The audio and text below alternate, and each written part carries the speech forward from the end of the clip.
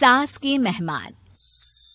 सिमर की सास की सारी जिंदगी किराए के मकान में ही बीती, लेकिन जब बेटा कमाने लायक हुआ तो उसने अपना बड़ा मकान बनाया। क्या है माँ, इतनी लंबी लिस्ट मेहमानों की? गृह प्रवेश है सिर्फ, शादी में तो तुमने इन लोगों को बुलाया ही था ना। अरे बेटा, तुम्हारे पिता और मैंने तो सारा जीवन घर नहीं बनाया, ये सोचकर कि पैसा घर में लगा देंगे तो तुझे कहाँ से पढ़ाएंगे।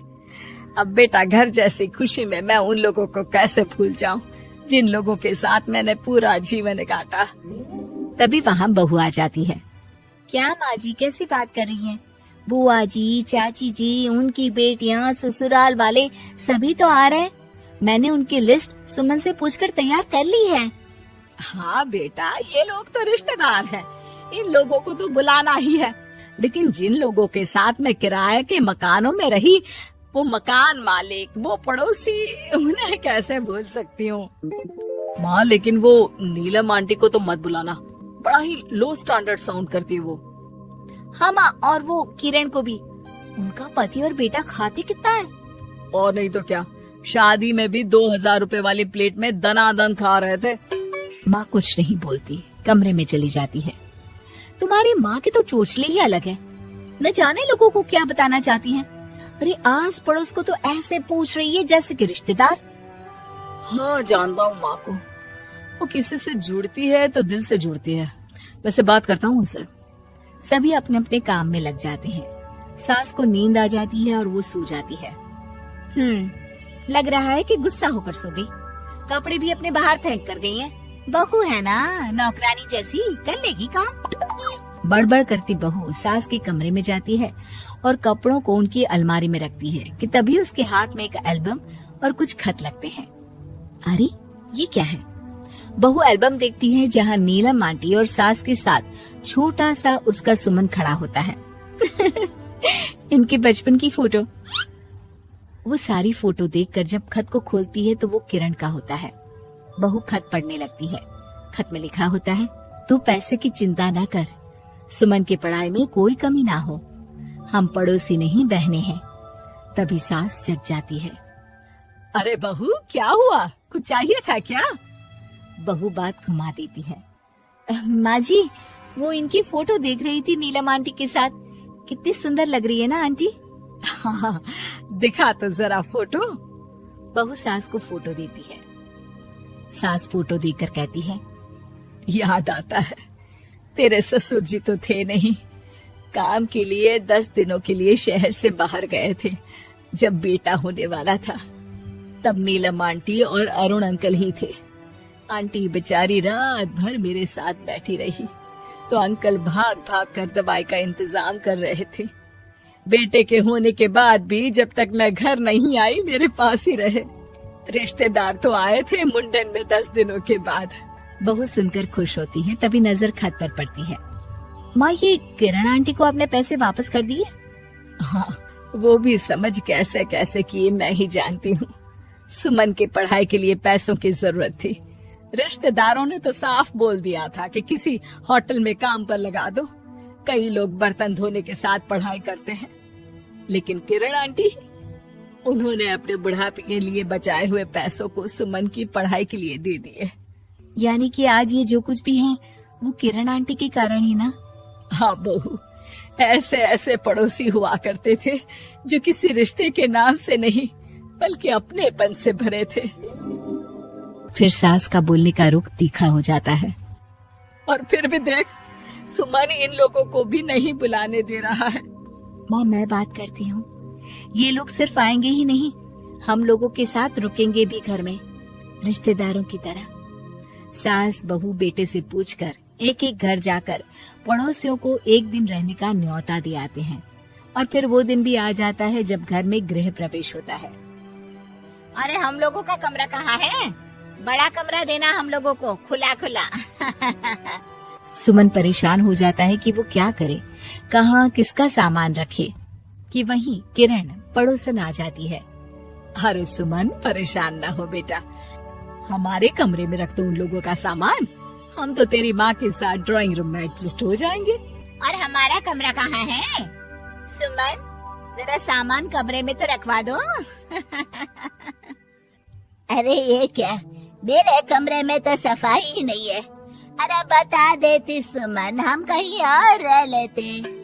तभी वहाँ नीलम झाड़ू लेकर आ जाती है। अरे बबली दीदी कैसी बात कर रही है, चलिए मैं साफ किए देती हूँ कमरा। वहीं मामी जी भी आ जाती हैं। अरे सुमन दीदी, सबसे छोटा कमरा हम लोगों को ही देना था क्या? मायके की कोई परवाह नहीं है। वो मामी जी, किरण आंटी और नीलम आंटी की फैमिली एक ही कमरे में है ना, तो इसलिए आप और मामा दो ही तो लोग हैं। तो मामी तो बहू के मुंह से ये बात सुनकर गुस्से से लाल पीली हो जाती है। अरे वाह जी वाह, बहू की जुबान तो देखो कितना बोल रही है। इतना बोलने वाली बहुएं भी होती है क्या? अरे रहने दो, जब मेरी बहन ने ही मेरे बारे में नहीं सोचा तो किसी और से क्या उम्मीद करे। दोनों सामान पैक करके घर से निकल ही रहे होते हैं कि नीलम आ जाती है। अरे राकेश भैया, मैं भी सुमन की तरह ही तो हूँ। आप तो हम लोगों को इतने साल से जानते हैं। हाँ, तुम लोग तो मेरी बहन से चिपकी रही गोंद की तरह। खैर कोई बात नहीं, रहो बड़े कमरे में। तभी अरुण वहाँ आ जाता है, जो नीलम का पति है। अरे भाई साहब, थोड़ा तो वक्त दीजिए, हम सारे छोटे कमरे में शिफ्ट हो रहे हैं। सारे पड़ोसी छोटे कमरे में चले जाते हैं और मामा मामी बड़े कमरे में। बहू चाची के कमरे से बाहर निकल रही होती है कि देखो कैसे बड़ा मकान बनाकर इतरा रही है। अरे जब हम लोगों ने कहा था कि घर बनवा लो, तब तो लड़के को पढ़ाने की पड़ी थी। इतना पैसा रखी थी, महंगे कॉलेज में पढ़ाया, तब बात मानी होती तो सस्ते में मकान बन जाता। बहू आगे जाती है जहाँ दोनों पड़ोसन भी आपस में बात कर रही थी। मानना पड़ेगा सुमन को, बहुत ही समझदारी के साथ चली। बच्चों की जिम्मेदारी को सबसे ऊपर रखा, रिश्तेदारों के साथ भी पूरा निभाया। नहीं तो आजकल के रिश्तेदार। अरे सुमन के लिए तो हम हमेशा ही खड़े हैं। बहू तभी मामी के पास जाती है, जहाँ वो मामा से कह रही होती है, बस अब आ गए इसके घर। अब तो ये रो रो कर भी बुलाएगी तो मैं ना आऊं। कैसे कमरे में रखा हम लोगों को। सुमन भी ना किसी काम की नहीं है। बहू सभी को देख समझ रही थी, रिश्तेदारों के नखरों के बीच पड़ोसियों का प्यार। वो देखकर समझ जाती है कि सास के असली मेहमान कौन है। अरे यार, 3 बजे फिल्म शुरू हो जाएगी, तू क्या कर रही है? बस मुझे 5 मिनट दे, मैं अभी साड़ी बदल कर आती हूँ। अरे बहू, तू अचानक कहाँ जा रही है? तेरी सास तुझे आवाज दे रही है। अरे छोड़ ना, ये बुढ़िया कभी नहीं सुधरेगी। क्या हुआ माँ जी? मैंने आपको कितनी बार मना किया है कि मुझे जाते हुए टोका मत कीजिए। मैं फिल्म देखने जा रही हूँ। तू अभी चली जाएगी तो मेरे लिए खाना कौन बनाएगा बहू? सुबह से भूखी बैठी हूँ। अरे माँ जी, आप कौन सा घर का काम करती हो जो आपको भूख लगी है? अच्छा, मुझे देर हो रही है, चलना रीटा। अंजलि के जाते ही सीता देवी अपनी किस्मत को कोसते हुए सारा दिन घर में भूखी बैठी रहती हैं।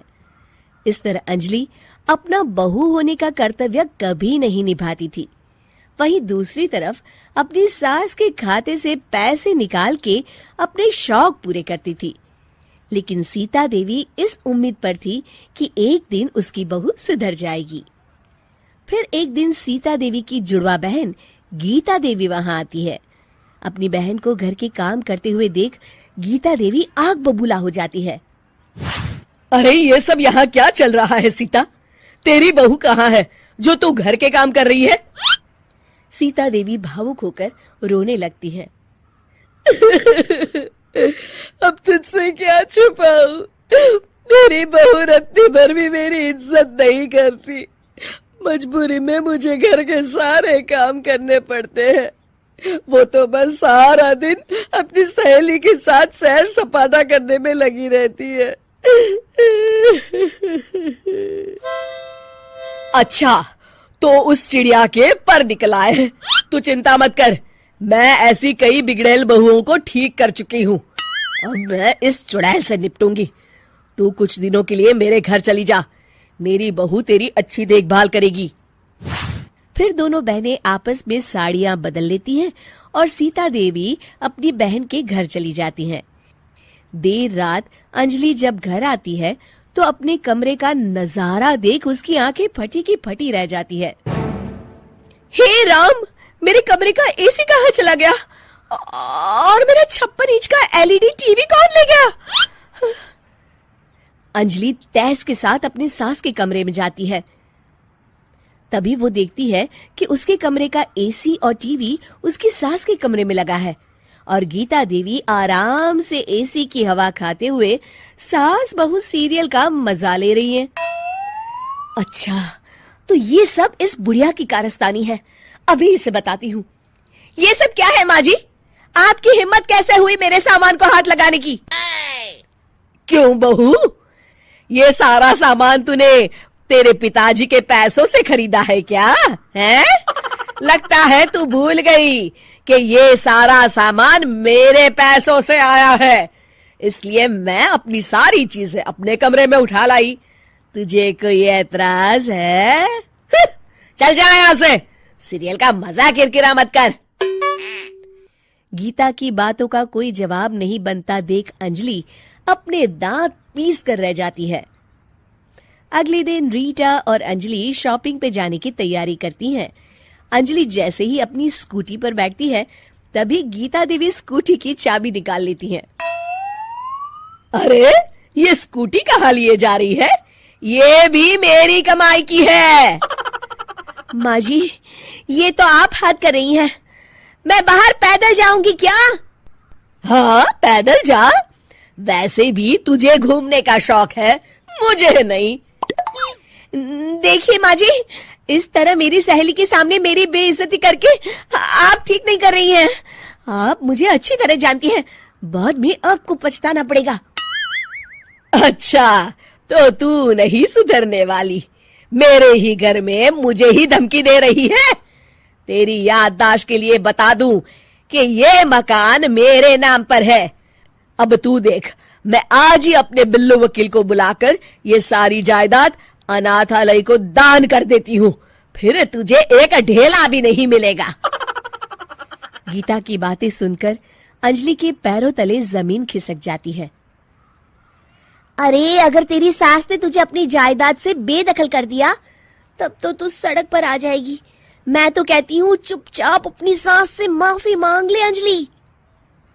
हाँ, तू बिल्कुल सही कहती है, मेरी सास का कोई भरोसा नहीं है। अरे नहीं नहीं माँ जी, ऐसा गजब मत करिए। आज के बाद मैं आपको कोई तकलीफ नहीं दूंगी और घर के सारे काम ना मैं ही कर लूंगी। मैं आपको एक अच्छी बहू बनकर दिखाऊंगी। कुछ दिनों के बाद, ये लीजिए माँ जी, आराम से गाजर का हलवा खाइए। खुशबू तो बहुत अच्छी है। हाँ माँ जी, वैसे मैंने सब काम कर लिया है, तो मैं आपके पैर दबा दूं? आप आराम से हलवा खाइए। इस तरह गीता देवी अंजलि को सही रास्ते पर ले आती है और सीता देवी वापस अपने घर में आकर रहने लगती हैं।